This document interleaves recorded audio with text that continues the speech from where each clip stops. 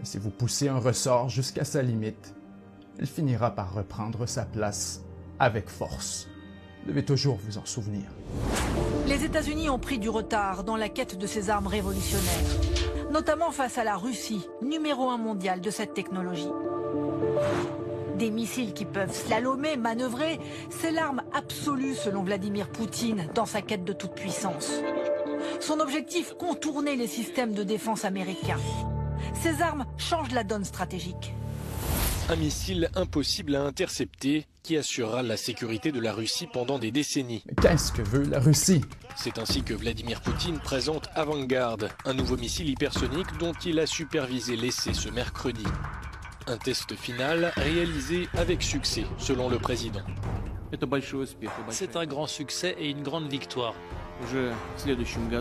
Le nouveau système stratégique intercontinental Avangard entrera en service l'an prochain. C'est un merveilleux et excellent cadeau de nouvelle année qui est fait à la nation. Si je devais vous livrer une conviction ce matin, c'est que cette crise durera. Cette guerre durera. Mais l'ensemble des crises qu'il y aura derrière auront des conséquences durables. Personne ne nous a écoutés. Maintenant écoutez. Vladimir Poutine avait dévoilé cette arme stratégique lors d'un discours en mars dernier. Il avait assuré, infographie à l'appui, que le missile, capable d'atteindre 20 fois la vitesse du son, pouvait briser les systèmes de défense antiaérienne existants. Et en la matière, la Russie a donc bel et bien un coup d'avance, tout comme la Chine sur les États-Unis. C'est le thème de notre enjeu de pouvoir ce soir avec Stéphanie Pérez.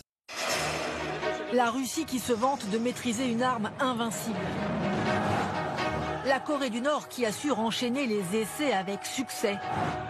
Quand la Chine mènerait des tests dans la plus grande discrétion. Et les États-Unis qui essaient de rattraper leur retard. Enjeu de pouvoir sur cette menace du futur. Ces armes si rapides et indétectables qu'elles bouleversent la course mondiale aux armements. Quand Vladimir Poutine a présenté le nouvel arsenal russe, tout le monde a cru à de la science-fiction. Mais il y a désormais des images de ces armes. Kinjal, poignard russe, est un missile hypersonique. Il est rapide, très rapide. Il atteint les 3 km/s. Et si quiconque essaie de l'abattre, il s'écarte et suit une trajectoire imprévisible. C'est une première, même si les États-Unis entendent tester leur équivalent l'année prochaine. Sarmat, c'est lui qu'on a pris pour un délire. C'est un nouveau missile balistique intercontinental nucléaire doté de, et oui, 20 ogives nucléaires. Mais son véritable atout est sa portée presque illimitée.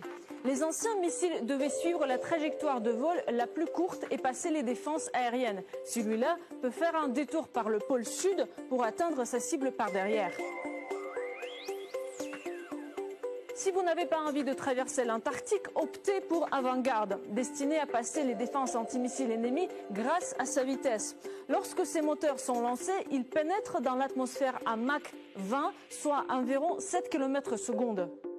Propulsion nucléaire qui se déplace si profondément et rapidement qu'elle est en théorie invincible. Burevestnik, un nouveau missile de croisière à propulsion nucléaire. Son réacteur implique que sa portée n'est limitée que par le volume de combustible. Il peut rester en l'air et flotter jusqu'à ce qu'il y ait une occasion de frapper. Les lasers de combat ont toujours été le gadget de science-fiction par excellence, mais ils n'avaient jamais existé, jusqu'à aujourd'hui. Peresviet, nommé d'après un moine guerrier russe, est un système d'armes à laser destiné à concentrer son énergie sur une petite zone et ainsi abattre ou fondre un drone, un avion en approche, un fuselage. Pour le moment, c'est tout ce qu'on sait à son sujet. On peut se demander si c'est là la volonté d'imposer une nouvelle course aux armements. Est-ce que la Russie veut la guerre ? Non, dit Poutine. Il s'agit d'équilibre. Et l'équilibre signifie la paix. À l'époque de l'URSS, existait la parité nucléaire entre la Russie et les États-Unis, la destruction mutuelle assurée. Puis, après l'effondrement de l'URSS, le temps a commencé son expansion et testé de nouvelles armes qui pouvaient détruire les armes nucléaires russes. Ce que Poutine a dévoilé, c'est la réponse de la Russie. Le retour à l'égalité militaire, le statu quo, le retour à l'équilibre. Le système stable qui avait été mis en place pendant la guerre froide et qui a été progressivement détruit à la fin de la guerre froide, ce système explose avec ces nouvelles armes qui rebattent complètement les cartes. En 2022, les États-Unis investiront 600 milliards d'euros pour moderniser leurs équipements, une priorité désormais. En Europe, la France planche sur des missiles peut-être opérationnels vers 2035. Aucun traité ne régit aujourd'hui la prolifération des armes hypersoniques. Les Russes disposent actuellement d'au moins 2 types d'armes hypersoniques. Le premier est destiné à emporter une charge nucléaire pour frapper n'importe quelle cible sur la planète. Avangard, c'est son nom, ressemble à un missile balistique classique long de 27 mètres. Mais dans sa coiffe se trouve un planeur, une sorte de drone de 5 mètres de long.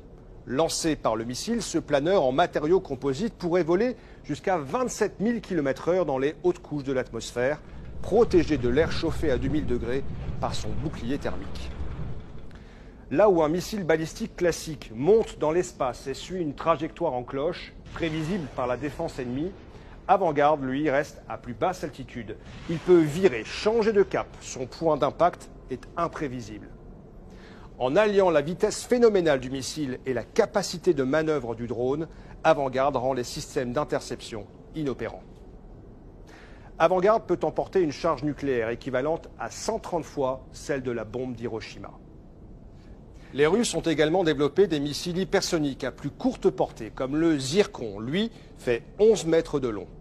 Lancé par un sous-marin ou un navire, il est conçu pour couler des porte-avions ou détruire des cibles situées à moins de 1000 km. Sa vitesse atteindrait Mach 9, soit 11 000 km/h, assez pour former une enveloppe d'air surchauffé qui le rendrait presque invisible au radar, ne laissant que quelques secondes aux cibles pour réagir. Même si les Russes gardent secrètes les capacités exactes de ces armes, ils envoient au monde un signal très clair, une nouvelle course à l'armement a commencé. Il faut se rendre compte que les États-Unis ne sont plus la première puissance économique du monde, c'est la Chine, et ils ne sont plus la première puissance militaire du monde, c'est la Russie. Au cours de la guerre de Syrie, que les forces de l'OTAN ont perdue, au cours de la guerre de Syrie, la Russie a expérimenté toutes sortes d'armes nouvelles qui sont sans commune mesure avec les armes de l'OTAN. Et le week-end dernier, la Russie a montré qu'elle dispose de lanceurs qui lui permettent de détruire d'un point de vue nucléaire n'importe quelle cible, n'importe où dans le monde, sans qu'on puisse l'en empêcher. Parce qu'elle dispose, elle l'a montré, de lanceurs hypersoniques qu'elle a pu utiliser depuis des sous-marins, depuis des navires de surface, depuis des avions bombardiers et depuis des camions. Elle peut tirer ces lanceurs hypersoniques et détruire ce qu'elle veut. Il est impossible de les arrêter parce que ça va beaucoup trop vite. Pour le moment, il n'y a aucun moyen d'interception. Donc, en quelques minutes, elle peut détruire ce qu'elle veut n'importe où dans le monde. Et il faut bien se poser la question si un jour, elle ne va pas devoir utiliser ce type d'armes contre le Pentagone, la Maison-Blanche et le Congrès des États-Unis. Je ne dis pas ça à titre de provocation. Je dis que si la Russie le faisait, les États-Unis n'auraient pas le temps d'intercepter ces lanceurs et ils n'auraient pas même le temps de lancer leurs propres armes nucléaires. Nous sommes aux côtés de l'Ukraine, nous sommes aux côtés de l'Ukraine sur tous les plans, sur le plan de son équipement militaire, sur le plan de son soutien économique, sur le plan du soutien à la population. Est-ce qu'on va envoyer des armes aux Ukrainiens? Florence Parly, ils en réclament. Ils demandent notamment des moyens anti-missiles, anti-aériens. Est-ce qu'on va le faire? Est-ce que la France... Mais nous avons livré des équipements militaires et nous sommes toujours en train d'étudier les demandes qui viennent de nous être faites et nous allons statuer très rapidement. Quand? Très rapidement. La guerre est en cours. C'est pour ça qu'on s'interroge. On dit, ça peut pas. Est-ce que ça, si ça arrive dans 2 semaines, est-ce que ça sera pas trop tard? L'Occident a peur du président russe. Est-ce que quand vous entendez ça, vous dites non, nous n'avons pas peur des Russes? C'est ce que vous nous dites ce matin. Nous n'avons pas à avoir peur de quiconque. Notre responsabilité, c'est d'assurer la protection des Français, la protection des alliés. Nous nous y employons. le président de la République a été extrêmement cohérent depuis le début de son mandat.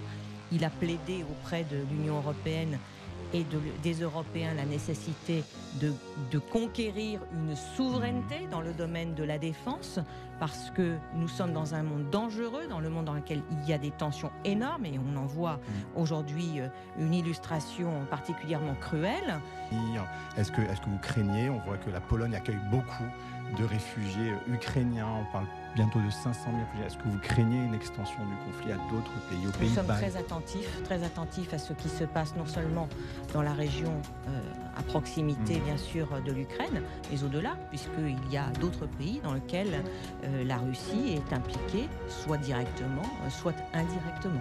Nous sommes aux côtés des Ukrainiens, mais je veux que chacun mesure les conséquences qu'il y aurait à vouloir déclarer la guerre à la Russie. Et c'est ce que la France ne souhaite pas, elle ne le fera pas. C'est ce qu'aucun pays ne souhaite, c'est ce que les États-Unis refusent eux aussi, et pour des raisons que j'ai expliquées, c'est que nous sommes face à face avec une puissance nucléaire. François Fillon,